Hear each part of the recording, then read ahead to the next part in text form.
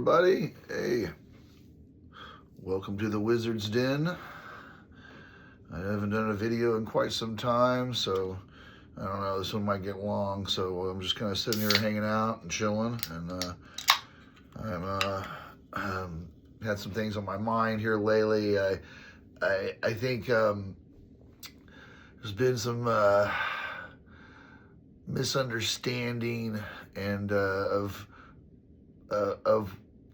or just not a complete understanding, maybe is more of why someone like myself, how we function, in other words, a lot of people, they're very confused by me because I go to church. I talk about Gnostic Christianity. I talk about Gnostic philosophy. There's even been, things recently that's, connected these things, and that kind of show the parallel to even quantum mechanics today, and kind of bring some of these Gnostic cosmologies and cosmological ideas and Gnostic ideas.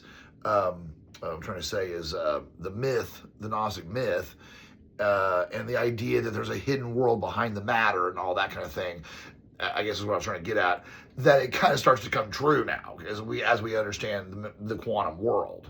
And so originally it sounds like this just kind of strange, messed up myth. You're like, oh, no, that's not true. Well, of course it's not true. It's not facts. It's not like, Sophia, is really the, the fallen Sophia and the, whatever, the eternal parent that, in the Greek Orthodox, they call it the dripping, It's called the dripping. I can't remember the exact name anyway in the Greek, but point being is it's the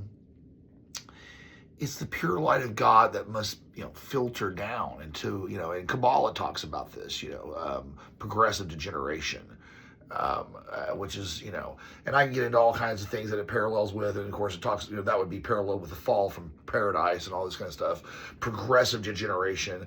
It also talks about, basically, self-reflective consciousness would basically be, in a biological way, it'd be basically when evolution, when, human beings finally got to the point of self-reflective consciousness, or they ate the mushroom, or whatever, the ape ate the mushroom, whatever, the stone ape theory or whatever, something happened where we developed this brain beyond the animal.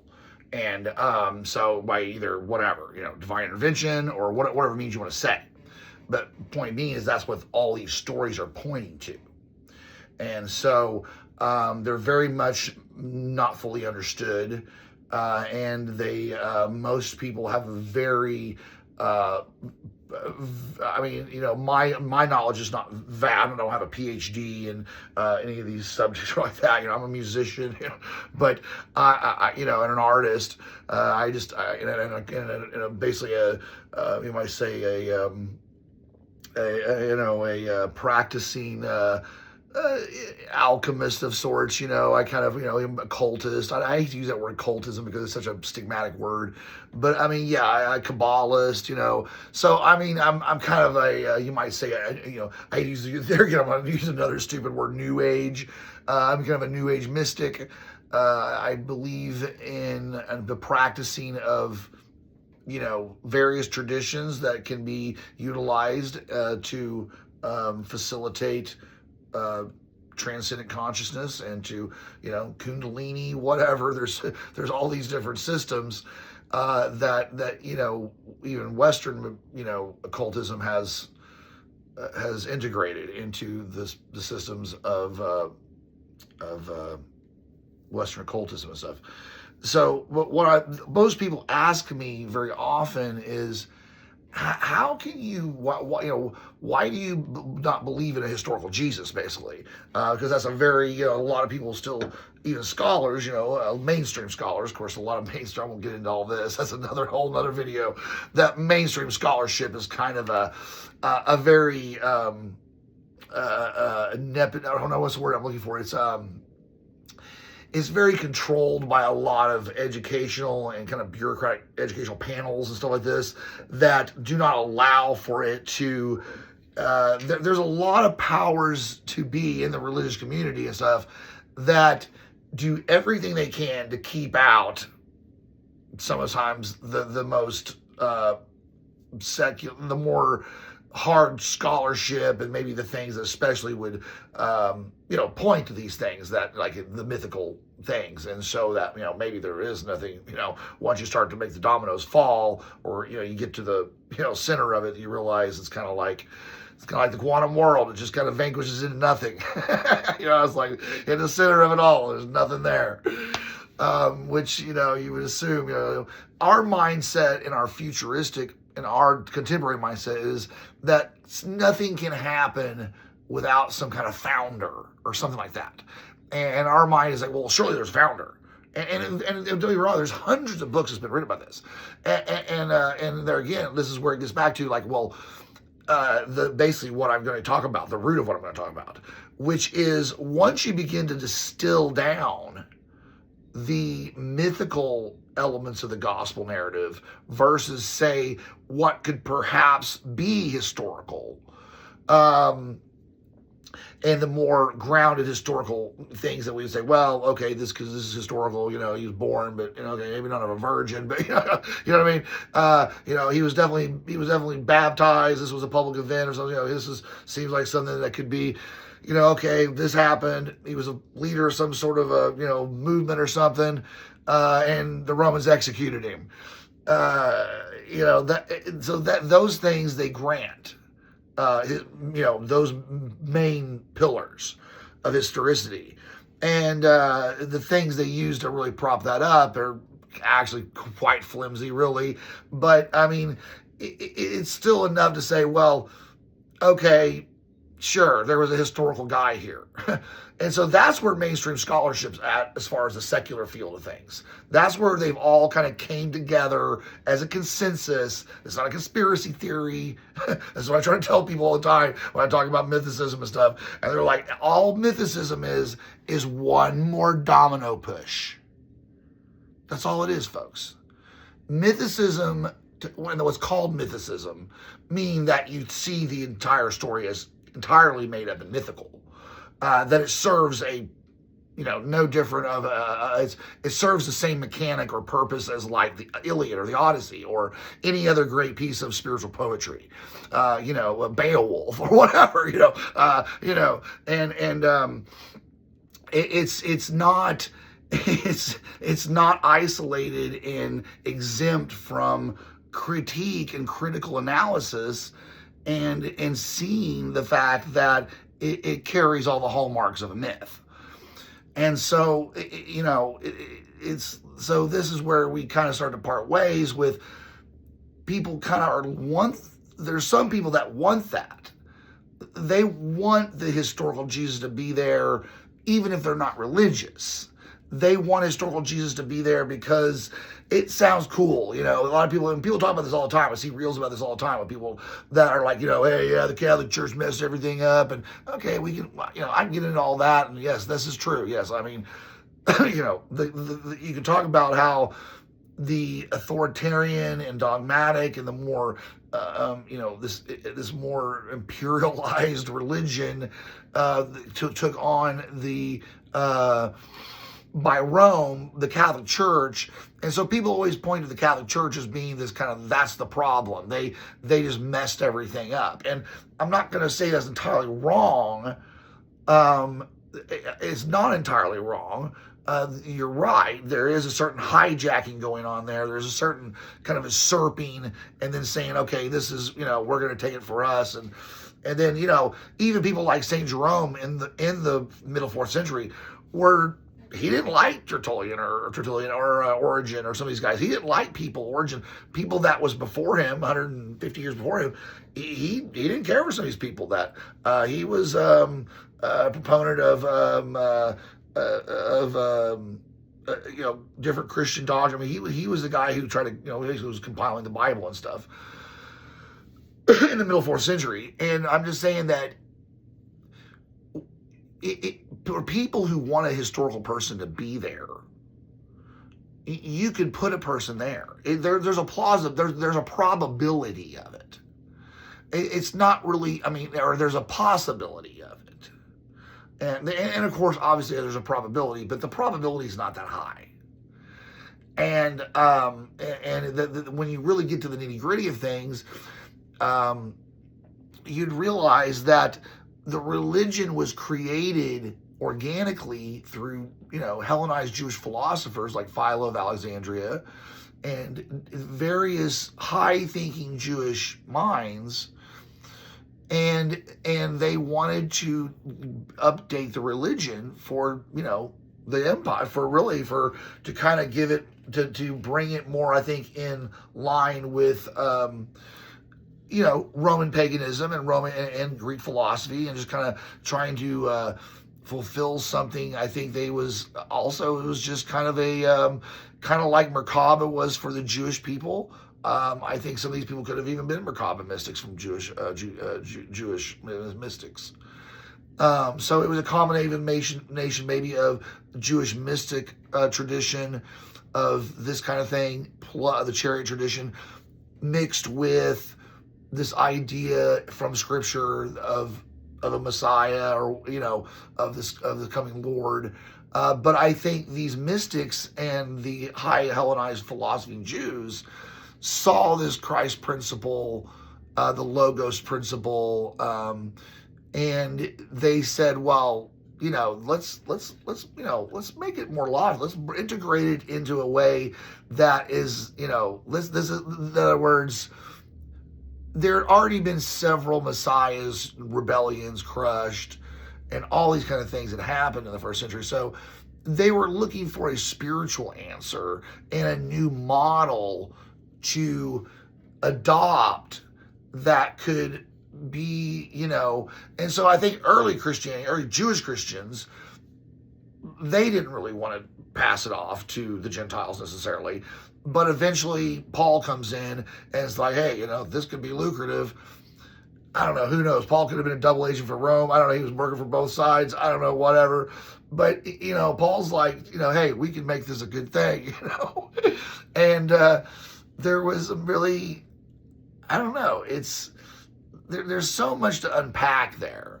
But my point is that even from the consensus of mainstream scholarship, you really only have one more push before you're over that line. And so you have to ask yourself, which is more important? The historical side, this person that was, maybe a revolutionary preacher that had people following around. It was whatever, the beginning of some kind of religious movement, and then they executed because he was, is that the guy you want? Is that the guy we worship? If you're a spiritual person, is that Jesus? Is that Christ? Jesus? Is that Christ? That is, I don't know. I don't see that. See what I'm saying? But people like that sometimes if they're secular people, because they're like, oh yeah, Jesus was a cool guy, man. Catholic Church messed it all up, and they just, he's not all that, the stuff they say it is. They just kind of mythologized it and made a story, and then, the real Jesus was, this just kind of more grounded thing, like you know what I mean? And so, that's cool. You can think that, whatever. But if you're looking for that higher spiritual epiphanic, like, wow, like that's profound. Like you're like, whoa, like you have that moment where it hits you. When it did that to me, it wasn't because I thought of it historically. It's because I understood it on a profound cosmic level, that it rang on this anvil of like, oh, it's like, the spirit that was sacrificed into, the matter, it's like the idea that we have a spark in us that's, we can still tune into to find, the truth. And that's true. That's really what it is. And of course, the Catholic Church is brainwashed everybody for 1,500 years to not pay attention to that it's out here somewhere. Don't listen to your own conscience. That's the devil talking to you. Well, I got confused for you folks. A lot of times what you might perceive as the devil talking to you is probably that spark. That spark that says something's not right. It's just not quite right. And I can't put my finger on it maybe completely like it was when I was a child, when I was 13. And I couldn't really exactly know what it was, but I sensed it. Because if the truth is really true, it's not going to be in one culture, one place, isolated. That's not how God would work. If there is a real God or whatever, that's not. Why would God work that way? If God did work that way, and he has these Calvinistic doctrine, if the Calvinists are right or whatever, then God's fucking evil. If the Jehovah's Witnesses are right, then God's fucking evil. Just in general, it's like, if you look at the Old Testament God, if you believe in that God as being still the God, when I was a kid, they taught us, they were like, oh, well, when the Old Testament God, then he changed his mind and got nice. And, like God has this kind of personality that's like, a little capricious, but, it's like, so there, God worked differently in the Old Testament. He's got a different MO now, different method of operation. But is it a different method of operation? No, it wasn't a different method of operation. It was still the same old substitutionary atonement. It's still the same old scapegoat ritual. And that's why the ancient people could take it on, is because of the fact that it totally was something they were already familiar with. So human sacrifice, animal sacrifice, all this, that was the norm back then. That wasn't some strange. Blood atonement? We ain't got no problem with that. Jewish people understood that shit. Pagans understood that. That was not like as far stretch for it to be like, oh, well, this blood magic ritual sets us free. You know what I mean? It was not far stretch to go to that claim and say, well, here's the, and it is so what I'm trying to say is, if you do realize that you really want to grasp a more higher spiritual, like epiphany of the Gospels and what the dying and rising God and the risen Christ and understanding the phases of the story and what the crucifixion actually means, not just theologically, but really on a deeper, archetypal symbolic way. Let me put it that way.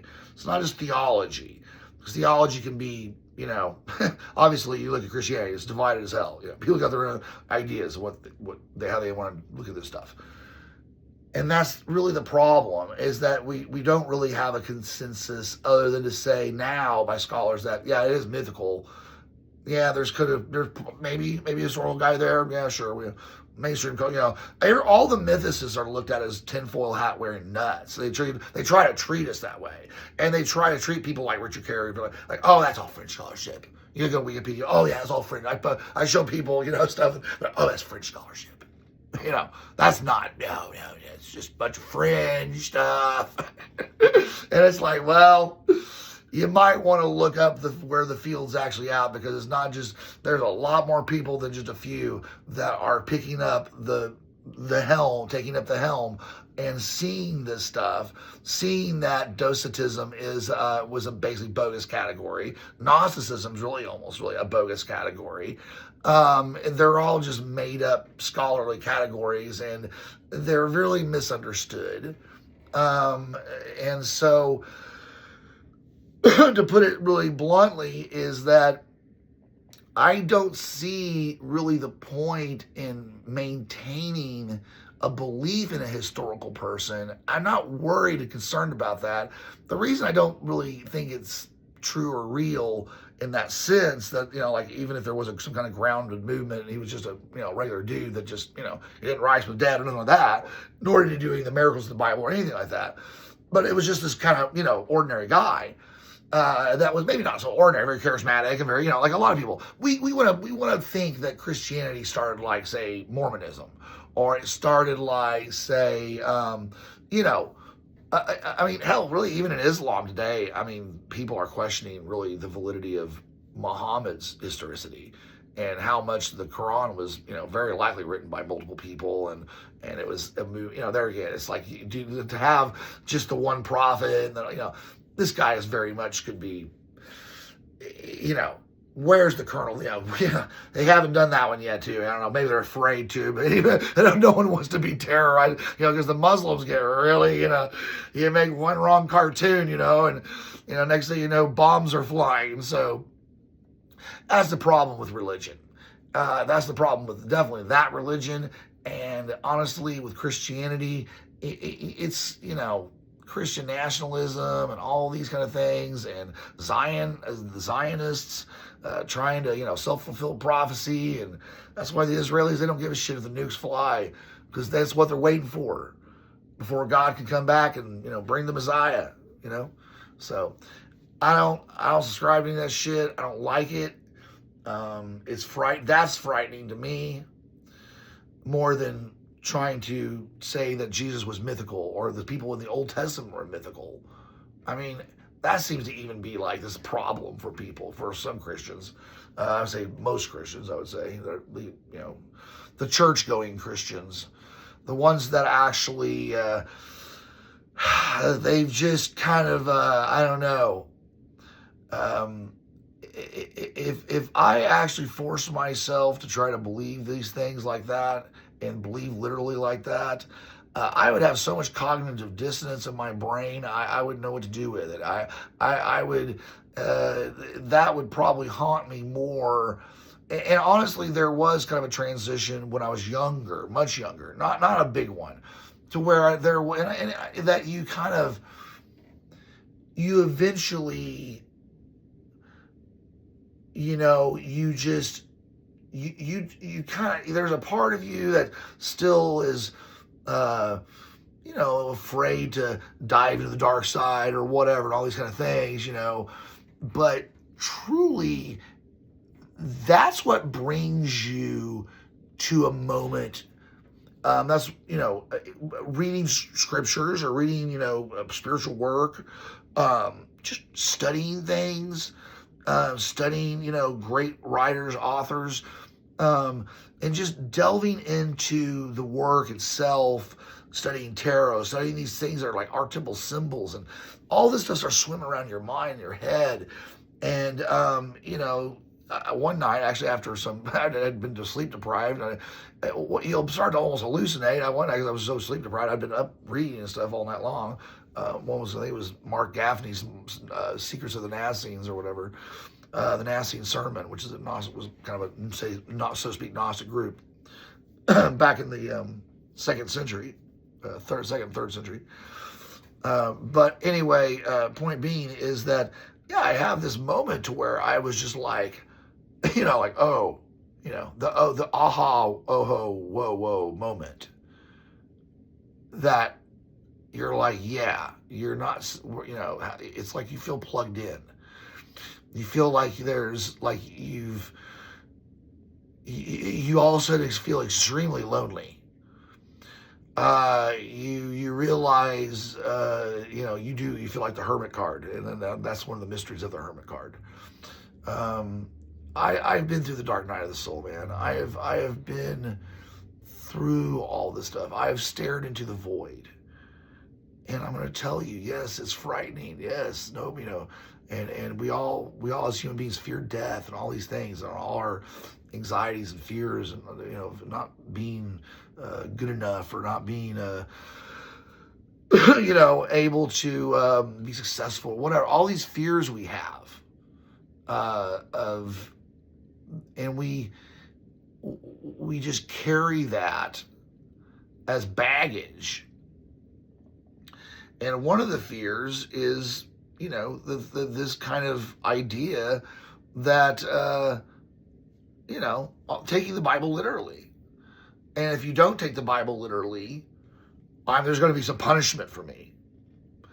And so I might have struggled with that kind of vibe when I was like in my mid-teens or so, and kind of before, but this is, before I really even, I kind of, my mid-teens, I kind of went to the agnostic phase, where I was just kind of like, I still believed in God, or kind of believed in God, I kind of was like, but, and I still didn't think Jesus was necessarily mythical at all.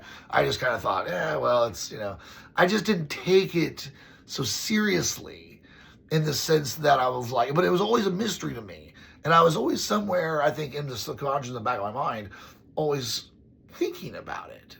And I was always interested in myth as a kid, kind of like C.S. Lewis or something like that, that was always loved myth and all that, as I love how Christians use these people to always talk about conversion stories. And, like C.S. Lewis, he was an atheist, and then and people talk about people like Tolkien being Christians and they were Catholic. Yeah, well, Tolkien lived in a fairy fantasy world pretty much his entire life. And, to pretty much, he was wandering through, to Middle Earth most of the time, so it's not a far stretch for him to probably believe in, that's why he told C.S. Lewis, he's like, oh yeah, he's like, well, to convince him to become Christian, he was like, well, Lewis, you love myths so much and everything. Well, this is just a myth that's true, it's actually happened. And, that was kind of his way of saying, like, isn't that cooler? The myth that really happened than just the myth that's just, in the astral plane, in the, whatever. It's just this symbolic story that is meant to be, you're meant to put yourself into the story. It's really, you're meant to transplant yourself into the story. You're meant to be, as being like, that's why it says take up your cross, that's why, Simon of Cyrene has to carry Jesus' cross for a period of time or whatever, for him, because it's showing the person that he's putting you into the story. There's so many things about the gospel narrative that is missed. There's so many subtextual allusions that are completely overlooked by the average Christian because they are looking and they're just seeing this edifice of the history, and they think of this story, and they think of all these people running around in sandals and robes and stuff, and then they think about, and they really live up Jesus's humility, and oh wow, how terrible it must have been, and all this kind of stuff, and I'm thinking, well, if he was God, or then but what it's showing you is that there is a certain humility. There's a secret to why they play it up and everything, and they the whole scourging and all that, and Jesus was whipped and all these, and that crown of thorns, and they don't realize that all these symbols and the crown of thorns all these represent much more esoteric ideas and principles than what they assign them. Okay, it's just not, and they're just not there. They don't have the lens to read it like that, because it's like the gospel says, those who have eyes to see and ears to hear. All right, this is 27 minutes. I love you guys. I hope that helped a little bit understand why I've went ahead and flipped the last domino. And in my opinion, being a mythicist is really not that radical. It shouldn't really be, because we're starting to learn that docetism and things like this was actually mythicism, basically. But that's for another video. All right, I love you guys from the Wizard's Den.